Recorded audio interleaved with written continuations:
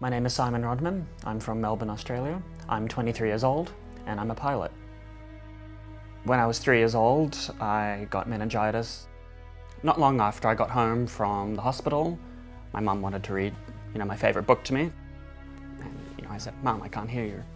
She kept raising her voice, and, still said, "Mum, I can't hear what you're saying." And that's when my parents realised that I had hearing loss.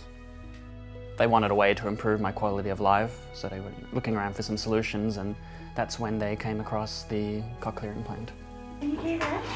Can you hear my voice? Once I had the implant put in when I was 4, since then I've grown up with it, and you almost just sort of forget it's there. It's so seamless, and it just works so well that you just feel like you have normal hearing.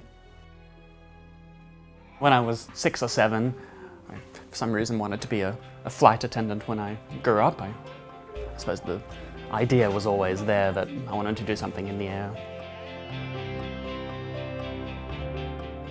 My school had an optional flight program. Fast forward 8 or 9 years later, and here I am with my commercial pilot's license.